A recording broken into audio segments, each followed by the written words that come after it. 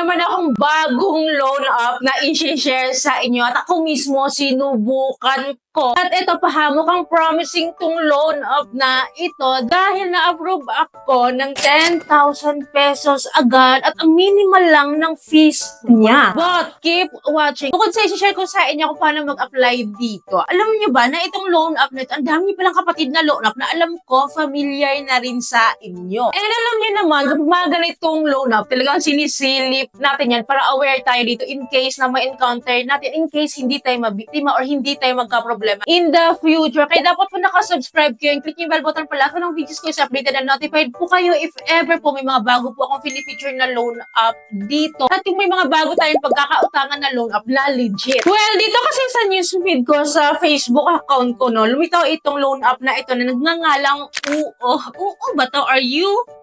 Lend Loan App Philippines. So, UO na lang kasi para English yung loan app. So, nakalagay dito, no, I lend you 8,000 pesos, pay 220 pesos for 12 months. Bongga. No income proof, no salary slip, no bank statement, comes out in 3 minutes. And then ito only Filipino lang po yung ina-accept niya daw. Which is itong loan app po na ito is available pa lang po sa ating iOS or sa App Store. And I don't know kung kailan siya maging available sa Play Store. Kasi yung mga kapatid yung mga loan app is nasa Play Store talaga. So, hindi rin possible na maging available din siya sooner sa Play Store. But for now, i-share ko muna sa inyo to at huwag nyo munang i-download. Tingnan nyo po muna yung application process ko dito hanggang dulo kung magkano yung loan amount ko, talaga yung interest rate ko at i-assess nyo kung gusto nyo pa rin i-try ito. Well, dito nga pala sa ads nila dito sa Facebook. Nawindang ako dahil kasi nakalagay po dito, no, masyado silang halata. Kasi nakalagay po dito sa promotion ads po is logo po ni Credit Cash na na-raid kailan lang. Few days ago na-raid, di ba, si Credit Cash. So, possible talaga marami silang magkakapatid at nagkaka-tied up. Well, for me, of course, dahil na-try ko si Credit Cash, may ongoing po na investigation and cases po na kinakaharap ko si Credit Cash ngayon. Pero patuloy pa rin talaga siyang nag-ooperate. But for your awareness, of course, sinubukan ko. At di ba sabi ko nga sa inyo na approve ako. Pwede here po sa App Store, no? Kabago-bago niya pa lang, pero marami na rin siyang ratings. And grabe yung rating siya, 4.9. Ganun siya kataas. Anyway, si UO Lend Loan of Philippines, ang service provider niya po ay si DF Credit Lending Corporation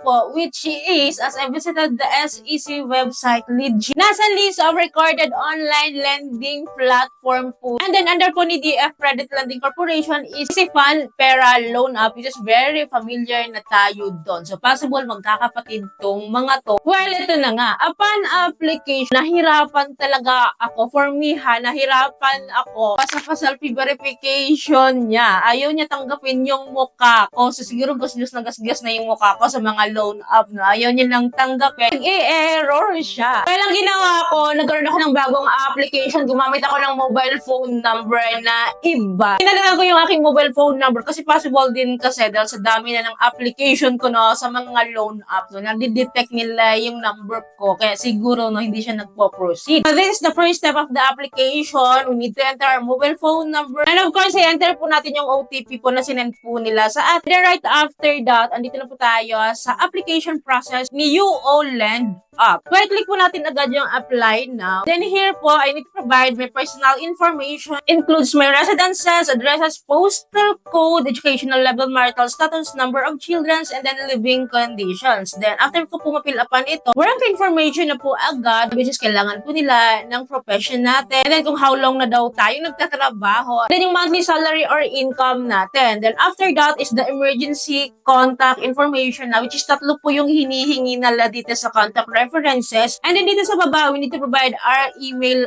daw. Ito naman po sa contact reference niya po, hindi po siya mag-direct sa ating phone book list. So pwede po natin siyang i-manual dito. And then after po natin ma-fill upan ito, move on tayo to their credit standing na. Ito yung next step of application. So nakalagay dito, overdue in the past month. Sinabi ko lang no loan. No loan lang po yung pinagsasagot ko dito. Then right after that is the ID information na. So here po, ito nga po pala yung mga IDs po na tinatanggap po nila. And for me, I choose is my voter's ID. And then need po siya picturean. And kapag na-picture na po siya, so madedetect lang din naman yung info sa ID and then mag-auto-fill up po siya. And then after that is itong controversial niyang facial verification which is nung una ko nga po siyang ginawa, verification failed. Tapos ang ginawa ko po, nag-try again lang ako, nakili ko yung confirm, yun, nag-proceed na siya. And ang hinihingi naman nila dito is yung bank information. This is a withdrawal method na po kung saan po natin i-disburse yung ating approved loan amount kung gusto po natin mag-loan. So either e-wallet or bank account. So fill up lang po natin tong info dito. And then right after that, so here po, dito na po natin malalaman kung sino na po yung mga nag-o-offer sa atin dito. And as you can see po, ang dami na pong loan app dito na pagpipilian kung saan po tayo mag-loan. Actually, 5 loan apps po sila dito. Si WealthLink, si Timely Loan, which is very familiar sa akin si Timely Loan ha, si Love Fund PA, Fast Union Funds, at saka si UOLend. Dito po, pipili tayo kung saan tayo mag-a-apply. Grabe, diba? Nasi-share yung info natin sa mga other loan apps no once na mag-attempt tayong mag-apply dito. Kasi pare-paras lang naman po sila ng offer. Well, kinlik ko po si UOLend. And then ito po yung loan offer po nila sa akin. 10,000 pesos. Yes po, ito po yung loan amount nila sa akin. At mukhang promising guys. Kasi as you can see, yung loan term niya is 120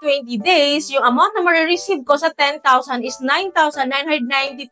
Bongga, diba? 8 lang yung binawas sa service fee. So, ang maganda doon kasi, kunting-kunti lang binawas nila at ang marireceive ko lang is talagang hindi natin ramdam na nabawasan yung 10,000 pesos na loan offer ko. Pero meron po silang interest rate na 320 pesos which is maliit lang siya sa 10,000 pesos na portion dito. Well, ito yung full repayment plan niya. So, magkakaroon nga daw ako ng payment sa March 20 and then next po is April 21 and then ang next po nun is June na. So, di ba mukhang promising, mukhang legit, mukhang maganda. So, I'll try to disburse this loan, no? So, submit natin. So, and here po, I need to allow daw my location. So, kapag hindi ko po siya inallow, is hindi pa ako makakapag-proceed sa withdrawal method nila. So, inallow ko po siya. And then right after that, is kailangan ko daw pong i-allow yung contacts ko na ma-access nila with a full access. Hindi pwede yung limited access lang. Di ba nakakaloka? Hindi sila pumapayag na hindi nila ma-access yung contacts ko. Kapag mga ganitong loan app, alam nyo na kapag nanghihingi sila ng mga contacts na full access. Well, inallow ko pa din siya na ibigay yung full access ng contacts ko. Right after that, nasabit na daw po yung application ko. Nakalagay dito na successful daw. Your application is under review. Once approved, the money will be credited to your bank account. So, let's see kung papasok talaga akong legit talaga siya na ganun nga po yung matatanggap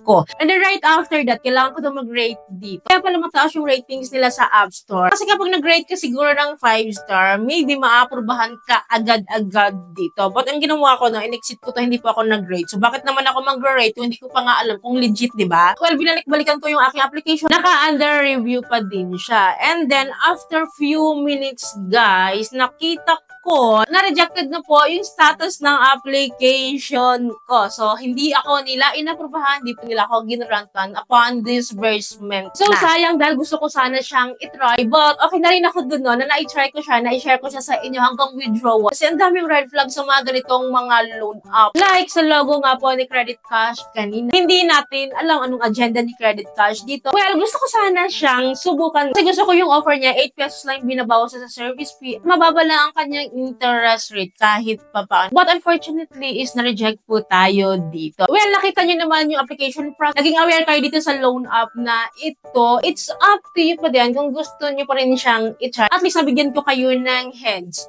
up. And in case na may nakatry po sa mga loan app po na nabanggit at sa mga kapatid ng loan app na ito, let me know your thought in the comment section para aware po tayong lahat dito. So, yun lamang po. Ay po may natutunan kayo sa video. I hope nakatulong tong video sa inyo. Kung nagustuhan yung video, please don't forget to like, share, and subscribe. Para lahat po ng videos ko is updated po kayo. Thank you po for watching this video. Bye!